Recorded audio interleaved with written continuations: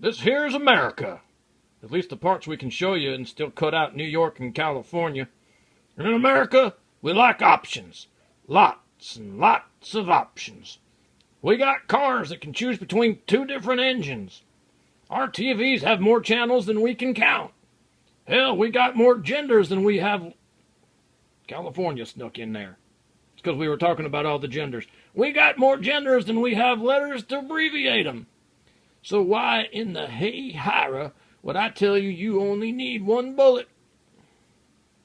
Well, that's just what I'm going to... I can't do this. Look at it. It's an atlas, guys. A freaking atlas. When was the last time you saw one of those? We are so old school here. Stand by for me to limit your right to choose, gentlemen. Cue the intro.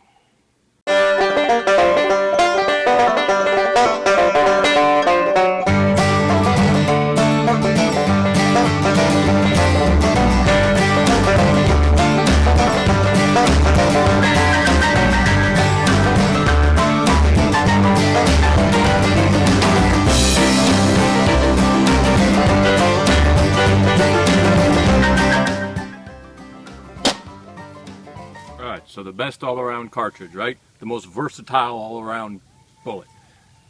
Right off the bat, you're rolling your eyes and blowing raspberries at me. This is stupid. There is no such thing. How can you? It all depends on what you're doing. Yada, yada, yada. I agree. All right? And I am not advocating by any stretch of the imagination that you should only ever own guns that fire 1 single cartridge. However, the more I think about it, the more I think there's a case to be made that all of your primary shooting functions should be done with as few rounds as possible so that you're trained on those rounds and you're used to those rounds and you have muscle memory for their ballistics and their trajectory and their capabilities. And you should be an expert in the shooting you do. Maybe not an expert, but you should be really good at the shooting you do. And that requires you to maybe focus on a couple of rounds to the exclusion of all others. So first off, some definitions real quick. I am completely excluding the modern infantry rifle from this conversation. Every man should own a modern infantry rifle, and that rifle and its functions are not included in this discussion of the best all-around, most versatile cartridge. Also, I would point out that my needs here in a rural environment are a lot different from someone's needs in an urban environment, and that this would be a completely different conversation if we were talking about, a more urban environment. But let's talk about this idea of 1 bullet to rule them all, 1 bullet to bind them. What would it even take to kind of come up with a bullet that would do it all? It would be the most versatile all-around bullet you could come up with. And for us out here, there's 2 things. It's got to be a good personal defense round, and it's got to be a good, I don't want to say survivalist round, but it's got to be a decent hunting round. So you got to be able to use it for personal defense, and you got to be able to use it for hunting. Which right off the bat, since we're talking about 1 round, doesn't mean you're restricted to 1 gun. You get multiple guns with the same round. So right off the bat from that, you're thinking, a pistol carbine combination, right? A round that can be fired in both, pistols and carbines to get the advantages of a rifle and the capabilities of a pistol for self-defense. And of course, most people, when you say that, they think of one thing and one thing only: 9mm. You got, a 9mm pistol and a carbine that takes, 9mm in the magazines that your pistols take. But that's not a great hunting option. I'm sure you can do it. I've read stories of little old grannies shooting grizzly bears with a 22 long rifle. You can do it, but is it, I won't say optimal, but is it advisable? I don't think so. And I haven't done the research to be able to back that up. That's, my opinion. But there is an option out there that is an excellent self-defense handgun round and has stunning performance in rifle-length barrels. You can compare it to such things. You can compare it to such things as the 30-30, 7.62 by 39. It blows the 30 carbine out of the water, and it can even sort of slightly, maybe, possibly be compared to the 35 Remington. Now, if you know guns, you know what I'm talking about right now, and your head's exploded and you're screaming at me, "No, it can't, you're lying, that's not the truth, you're an idiot, you don't know what you're talking about." Hear me out. listen to me for just a minute. Let's talk about these rounds for a second. 30-30, 150 grain bullet, 30 caliber, moving at I believe it's 2,400 feet per second. 7.62 by 39 is a 124 grain bullet, moving at about 2,400 feet per second. The M1 carbine, the 30 carbine, is a 110 grain bullet, moving about 1,900 feet per second. The 35 Remington is a 200 grain bullet, moving. My mind went blank. Let me check my notes real quick. I wanted to be able to throw a lot of information out here. I may have lost my notes. I lost my notes. Nope, there they are. 35 Remington is a 200 grain bullet, and I believe it's moving at 1,600 or 1,700 feet per second. Let me check. Nope, 2,100 feet per second, excuse me. 200 grain bullet moving at 2,100 feet per second. All of these bullets are considered really solid, good, reliable, medium range, as in hot to 150 yard, intermediate range, medium game rounds. You know, they're good for whitetail. In the past, they've been used for blacktail before our modern sensibilities took over, and we decided you could only shoot bears with cruise missiles. So let me run through those again one more time. 30 carbine, 110 grain bullet at 2,000 feet per second. 30-30, the ubiquitous all-around whitetail deer cartridge, 150 grains at 2,400 feet per second. 7.62 by 39 millimeter. You know, that laser-guided one you shoot from the space station and destroys everything it took. Oh, I hate the 7.62 by 39. Not because it's a terrible round, but because there's so much hype around it. It's actually a decent round. I just hate all the hype around it. And then the 35 Remington, again, is that 200 grain bullet at 2,100 feet per second. What round that is usable in a pistol could possibly compare with these numbers in a rifle? And the answer is nothing can compare to them. But there is one that gets surprisingly close.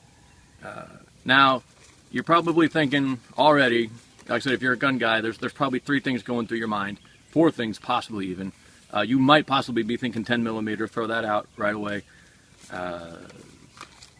It actually is an option, I would think, but I'll tell you why in a minute why it's not. 44 Magnum, 41 Magnum, 357 Magnum. You could make the case for any of those 3, in my opinion, especially in a rural environment. I believe there's only one real choice, and I'll tell you why. The 44 Magnum, and especially in a rifle, is a remarkably powerful weapon. Remarkably powerful. I don't have the numbers in front of me, so obviously that's not the one I chose, or the one I'm advocating. It's actually, in my opinion, it's a little too powerful for a defensive weapon, defensive handgun, especially in a 4-inch barrel. It doesn't have quite as many. Oh Lord, I did this in the wrong order. I should have started with the 41 Magnum. Now we know what the answer is. The 44 Magnum doesn't have as much versatility and options and flexibility, and it's a little more expensive. The 41 Magnum, which is in fact my favorite all time, which is the round I love the best probably in this category, just loses out because it's so rare, it's so expensive, and it's so hard to come by. But if I was going to design a round for this purpose, it would be the 41 Mag I designed. Elmer Keith, that was Elmer Keith's design as well. He did the 44 Mag and the 41 Mag. Hit it out of the park on the 41 Magnum. It just came too late, and it never caught on like it needed to. So the 357 Magnum. Now you're rolling your eyes at me. Some of you are. Some of you are cheering because you love the 357 Mag. I don't really feel like I have to justify it as a personal defense round. I don't think I have to make the case for it in a pistol. It is still the all-time reigning champion, supposedly, according to internet experts. It is the all-time reigning champion for one-shot stops. At least, I've just read that, and I read it again today, researching all this. I'm not, like staking a claim, but I've read that before. You probably have too. So its versatility as a personal defense round in a pistol is unparalleled. You can get it from 90 grain bullets all the way up to 200 grain bullets. Remember that, 200 grains. And from velocities of around 1,000 feet per second all the way up to 2,000 feet per second. Remember that. You can shoot the 38 Special from it. It's an amazingly versatile round. It's easy to load, hand load, reload. It's inexpensive. It's available everywhere. After the 9mm, The 38 Special and 357 Magnum are probably the single most available pistol rounds out there, and affordable, which is a big deal for preppers. So we don't have to make the case about it as a personal defense round in a handgun, but let's talk about this as a hunting round out of a carbine. I like the 20 length barrel. That's what I'm going to talk about the most. I think you find it more frequently in the 18 and 16 inch barrels. But hear me out. Listen to this. Let's check my notes again so I get this right. 7.62 by 39 is a 124 grain bullet, moving at 2,400 feet per second at the muzzle. Kind of the most ubiquitous, well-known defense loading for the 357 Magnum is a 125 grain bullet, the exact same weight. It's wider now. The 7.62 by 39 is 30 caliber, and the 357 obviously is a 3.6 caliber, or I mean a .36 caliber. Basically, we're rounding here. So it's slightly wider. It's the same weight. Shot from a 20-inch barrel, it will travel right at 2,000 to 2,100 feet per second in a standard loading. Now, maybe not a standard loading, but you can buy factory loads that are advertised to move a 125 grain bullet at around 2,000 feet per second, maybe a little more, maybe a little bit less. That's only 400 feet per second slower than the 7.62 by 39. That weapon of mass destruction that the Soviets designed in 1947 and supposedly was the pinnacle of weapons development. That with which the Spartans would fight if they'd had the option. The 357 in a 20-inch barrel isn't that much. And in the standard loading, in a standard 357 self-defense round that you would shoot out of a revolver in a 20-inch barrel, is in the conversation with the 7.62 by 39 out to 150 yards. Now, the 357 is considered a very flat shooting round. It's got a real flat trajectory. At 150 yards out of that 20-inch barrel, it's only dropped 5 inches. 200 yards now, it's died. At 200 yards, it's dropped another 10 inches, and it's dropped it for a total of almost 16 inches.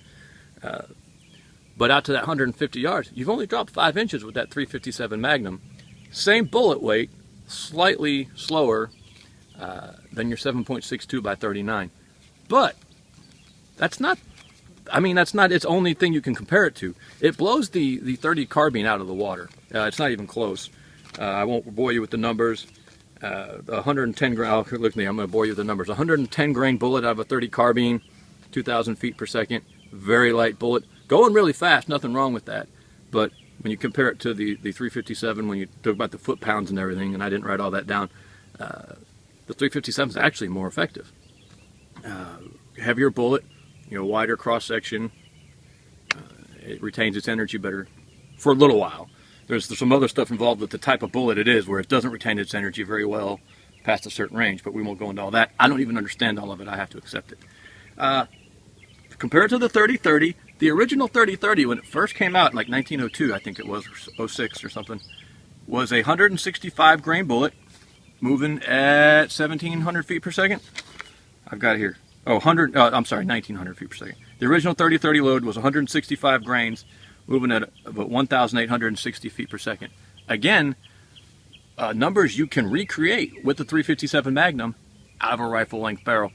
The 35 Remington shoots a 200 grain bullet at 2,100 feet per second. This again, you can get in the conversation. You can buy commercial loads for the 357 Magnum firing 200 grain bullets. They're a little slower, but I have found hand loads information online that is pushing 200 grain bullets out of a 357 Magnum in a 20-inch barrel at like 16, 17, 1,800 feet per second. Only 200, 300, 400 feet per second slower than the 35 Remington. Now, does it beat any of those rounds we just talked about other than the 30 carbine? No, it doesn't beat them. But it's in the conversation in a 20-inch, 18-inch, even 16-inch barrel. It's an effective round against white-tailed deer. When they first developed the round, Elmer Keith started it, and then he got pushed out of the project, and D.B. Wesson and a guy named Sharp, I can't remember his first name, took it over, and finished it out for Winchester, and I think Remington actually finished it out all the way. When they first got it all the way developed, they hired a bunch of hunters, and they went out and they shot a bunch of grizzly bears and elk and moose and black bear. And at the time, it was considered, out of a pistol, 6 and 7 and 8-inch barrel length pistols, it was considered a big game cartridge, a dangerous game cartridge. In our modern era, in our modern way of thinking, you know, where everything's got to be a cruise missile and it's got to have a giant bullet moving at, you know, the speed of light over thousands and thousands of yards, you know, everything's got to be a 338 Lapua. We've gotten this idea that that those numbers aren't usable anymore for medium hunting, but they are. And those ranges, 100 to 150 yards, are great for hunting. So if you take all those things together, the incredible availability, the incredible versatility, just being able to go between a pistol and a rifle, the unbelievable range of bullet weights and muzzle velocities and loadings, and the ability to hand load and reload, and you can even load this stupid thing with black powder. The incredible versatility, the affordability, the availability, the flexibility, to me, in a rural environment, makes the 357 Magnum the perfect choice for a handgun carbine pairing. Now you're gonna start complaining. Well, you're stuck with lever actions and revolvers. There's nothing wrong with that. Let me say first off, no, you're not. But there's nothing wrong with that. There's a couple of admittedly expensive 357 Magnum semi-automatics. Desert Eagle makes the best one right now, I think. Then there's the Kunin, and I think there's something called the Grizzly, and I'm sure there's other things. Automat or whatever that thing was. I don't remember, but there was something big and ugly that shot it for a while. I'm not aware of any semi-automatic carbines. There probably is one. I don't know how hard it would be to convert one of those pistols to some kind of carbine configuration. I'm not a gunsmith, but I bet it wouldn't be difficult, and it would be really interesting.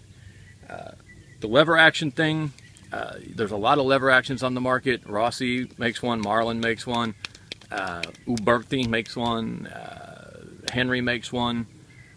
Taurus doesn't make it anymore, but for a while Taurus made a really slick pump action 24-inch barrel length 357 Magnum, which if I could have any gun right now, that would probably be the one I choose. The pump is just so slick. You know, the problem with the lever action is if you're in the prone position, you work the lever and it hits the ground, so you have to cant the rifle to the side to work the lever. But a lot of lever actions don't. Excuse me, fire ants biting me. Lever actions don't always feed real well when they're canted to the side, and then you have to take your dominant hand off the weapon, and it completely ruins your. It's much harder to come back on target. That pump is a really slick little design, and it keeps you on target a lot better, and you can do it in the prone. Really interested in that pump. I hope to be able to shoot one day. But there you go. I think there is no question that a pistol carbine pairing where they share the cartridge is a great idea. And I think when you stop and think about it dispassionately, and you give up all the tactical stuff and all the I gotta have 100 rounds and I gotta be able to dump it in 10 seconds, and think about it from just a practical standpoint, it's really, really hard to come up with a better option than the 357 Magnum in whatever pistol you want to put it in. But I would say a 4-inch barreled service grade revolver of some kind, and a lever action or even possibly a pump action rifle is going to brilliantly do 99% of everything most of us need a rifle and a handgun to do in our lives. Men, we appreciate you. Thank you.